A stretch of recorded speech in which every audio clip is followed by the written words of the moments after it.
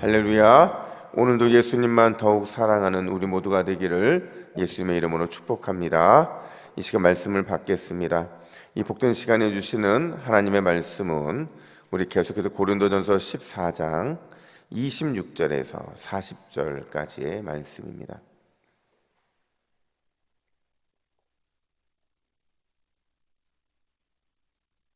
고린도전서 14장 26절부터 40절까지의 말씀, 품위 있게 질서 있게라는 제목으로 오늘 말씀을 받습니다. 우리 26절에서 40절 마지막 절까지 우리 함께 교독하겠습니다. 그런즉 형제들아 어찌할까? 너희가 모일 때에 각각 찬송시도 있으며 가르치는 말씀도 있으며 계시도 있으며 방언도 있으며 통역함도 있나니 모든 것을 덕을 세우기 위하여 하라. 만일 누가 방언으로 말하거든 두 사람이나 많아야 세 사람이 차례를 따라 하고 한 사람이 통역할 것이요 만일 통역하는 자가 없으면 교회에서는 잠잠하고 자기와 하나님께 말할 것이요 예언하는 자는 둘이나 셋이나 말하고 다른 이들은 분별할 것이요 만일 곁에 앉아 있는 다른 이에게 계시가 있으면 먼저 하던 자는 잠잠할지니라.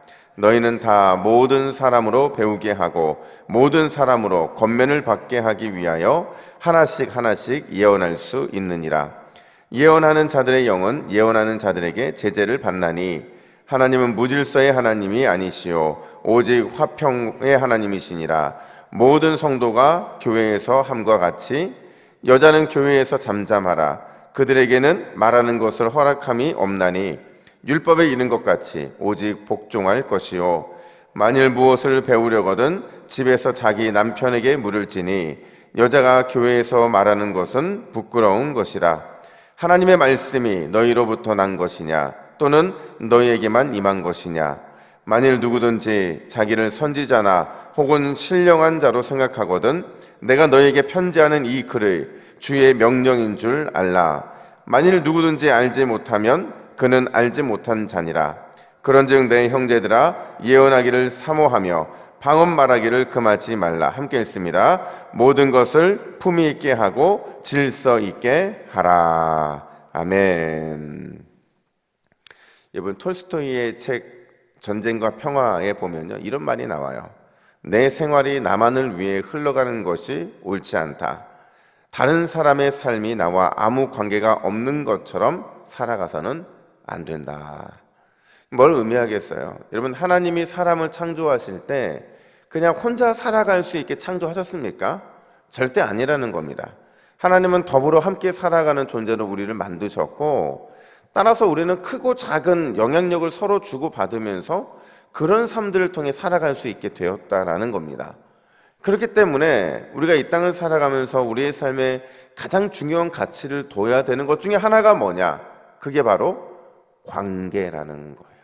이 관계를 어떻게 맺느냐가 그 사람이 조금 더 하나님이 창조하신 그 창조에 부합되게 살아가느냐 아니면 이 관계의 문제가 어그러져서 하나님이 그렇게 함께 살아가기를 원하는 존재로서의 가치가 무너진 삶을 살아가느냐를 분간시킨다는 거예요.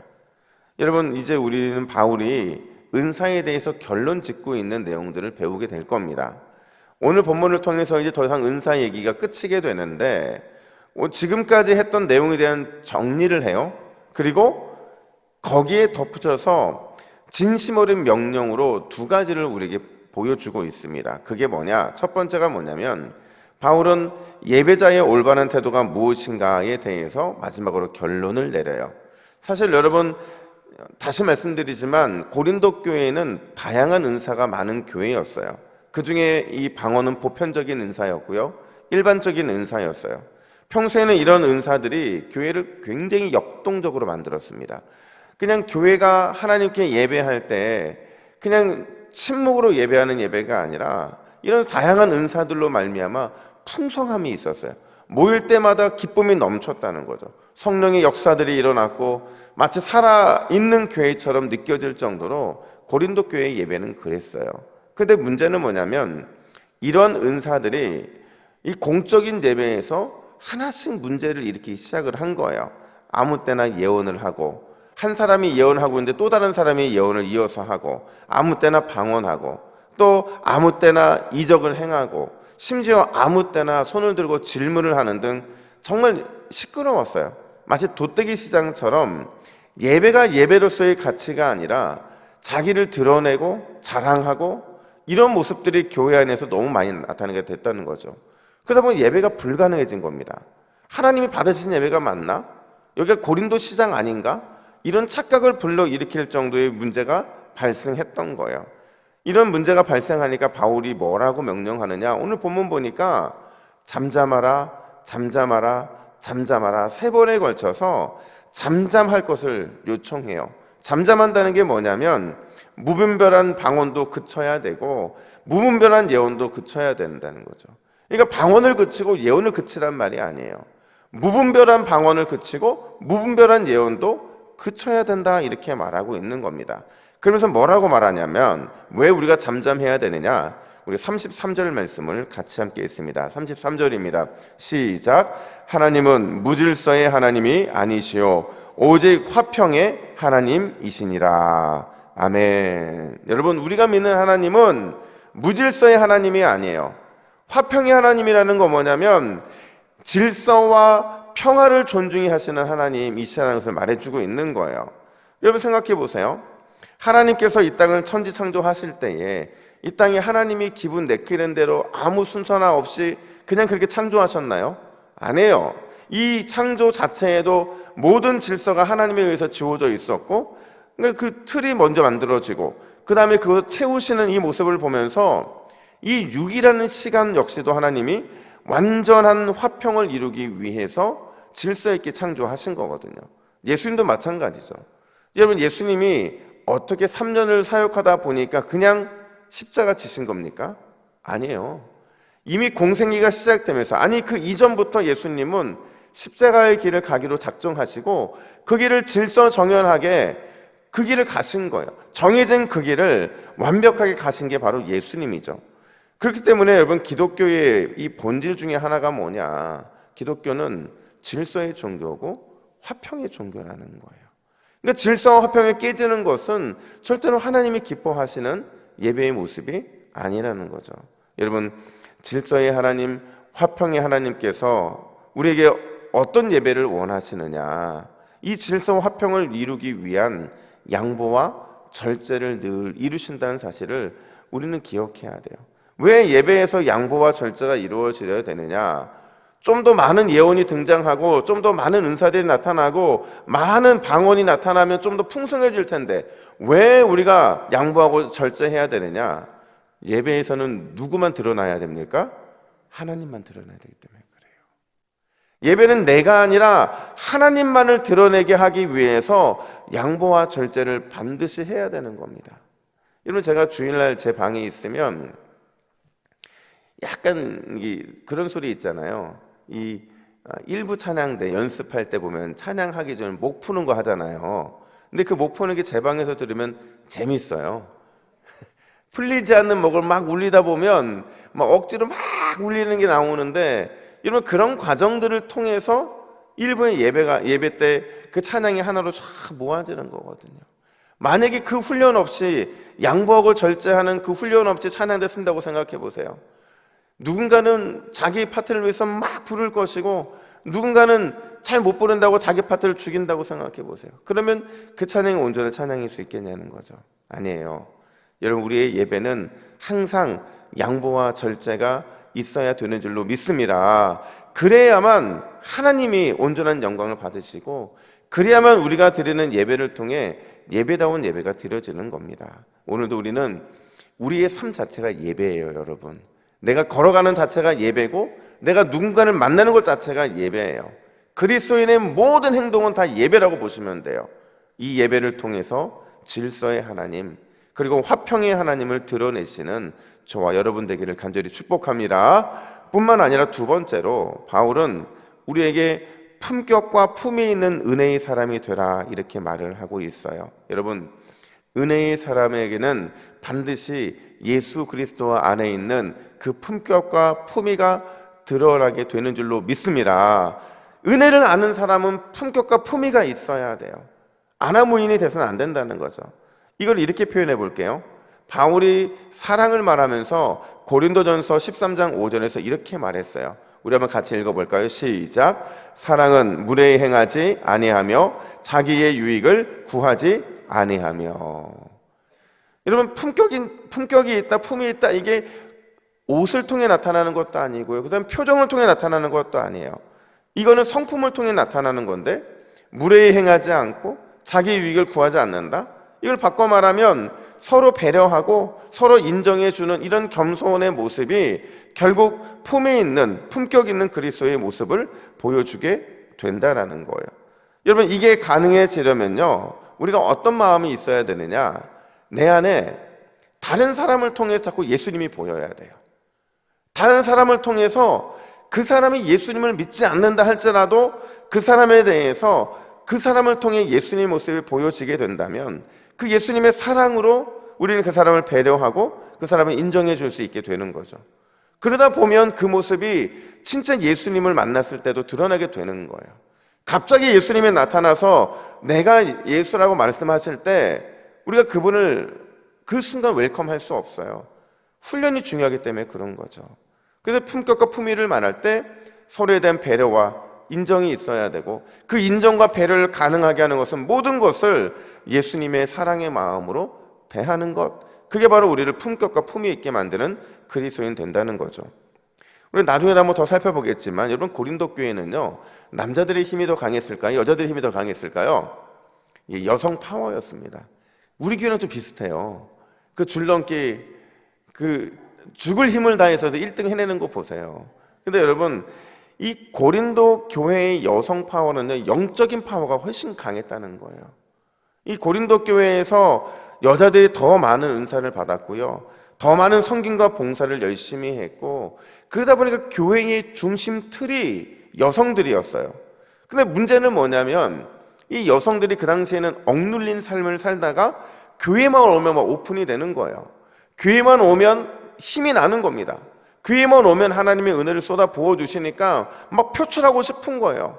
그러다 보니까 갑자기 무분별하게 자신을 드러내는 일들이 발생하게 된 거죠.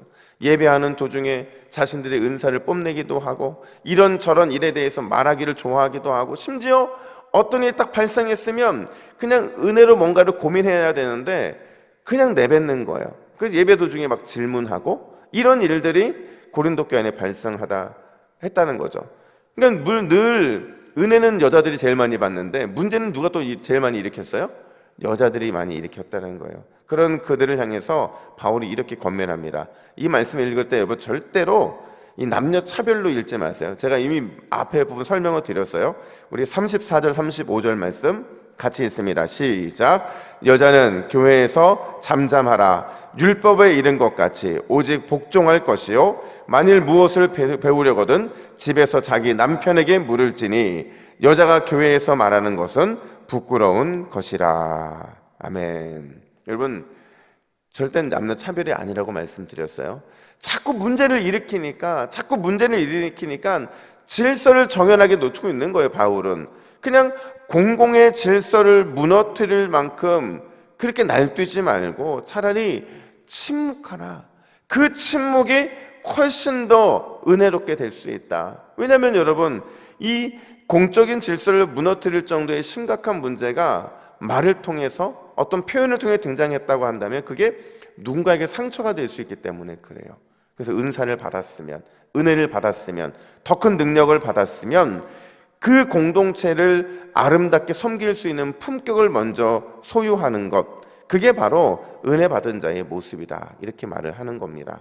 어떤 목사님께서요, 교회를 오케스트라와 같다 이렇게 표현한 적이 있어요. 여러분, 이해되시죠? 이 말 딱 듣는 순간 이해되시잖아요. 그러니까 오케스트라 단원들이요, 각자에게 주어져 있는 은사, 각자에게 맡겨진 자리에서 자신의 연주에 충성할 때, 충실할 때 정말 멋진 연주를 하는 것처럼, 성도들은요, 각자에게 허락된 은사와 맡겨진 역할에 따라 예배하고 하나님을 섬기면 하나님이 가장 기뻐 받으시는 예배, 그 예배가 될 수 있다라는 겁니다. 여러분, 중요한 질문, 누가 우리의 지휘자일까요? 우리가 아니에요. 하나님이시죠. 하나님이 교회의 오케스트라 지휘자세요.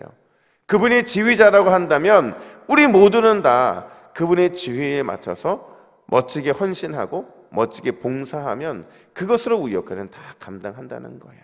오늘 이 새벽에 하나님께서 여러분들을 이 자리에 부르신 이유는 주님이 기도의 지휘를 하실 때 그 기도의 지휘에 맞춰서 우리는 부르짖고 기도하면 되는 겁니다. 그러면 우리가 서로 다른 기도를 한다 할지라도 결국에는 함께 응답을 받게 될 것이고 함께 예수 그리스도 안에서 온전한 응답의 기쁨을 누리게 될 거예요. 여러분 정리합니다. 양보와 절제를 통해 온전한 예배자가 됩시다. 품격 있는 말과 태도를 통해서 오직 예수님의 사랑을 드러내는 예배자가 되기를 간절히 축복합니다. 그래서 바울이 이렇게 마지막 권면해요. 40절 함께 읽고 오늘 말씀을 마치겠습니다. 40절입니다. 시작. 모든 것을 품위 있게 하고 질서 있게 하라. 아멘. 여러분 이게 바울의 마지막 권면이에요. 이제는 종말에 관한 이야기만 남겨놓고 있어요. 오늘도 품위 있게 질서 있게 주님의 귀한 이 사명 감당하는 저와 여러분 되기를 예수님의 이름으로 축복합니다. 아멘. 기도의 제목 같이 읽겠습니다. 같이 읽습니다. 시작. 주여 양보와 절제를 통해 하나님만 집중하는 예배자가 되게 하옵소서. 모든 것을 품위 있게 모든 것을 질서 있게 하는 은혜의 사람이 되게 하옵소서. 아멘. 기도하겠습니다. 하나님 아버지 은혜와 사랑을 감사합니다. 하나님 오늘 이제 은사에 대한 것들을 마무리하면서 바울이 우리에게 예배할 때에 양보와 절제를 통하여 오직 하나님만을 집중하는 예배자가 되라고 권면하고 있습니다. 하나님 우리가 예배함에 있어 주인공은 내가 아니라 오직 하나님 한 분이 되어야 되는 줄로 믿습니다. 오직 예배할 때 하나님을 기쁘게 하게 하여 주시고 날마다 하나님의 은혜 안에 거하는 우리 모두가 되어서 날마다 품위 있게 품격 있게 질서를 지키는 은혜의 사람들로 날마다 하나님께 영광 올려드릴 수 있도록 우리 예배를 받아 주시옵소서. 오늘도 우리가 품위 있는 그리스도인으로 살아가기를 원합니다. 질서 있는 모습으로 살아가기를 원합니다. 은혜 받았으면 받은 은혜답게 우리의 삶을 통해 오직 예수 그리스도를 드러낼 수 있도록 우리를 사용해 주시옵소서. 감사드리며 예수님의 이름으로 기도하옵나이다. 아멘.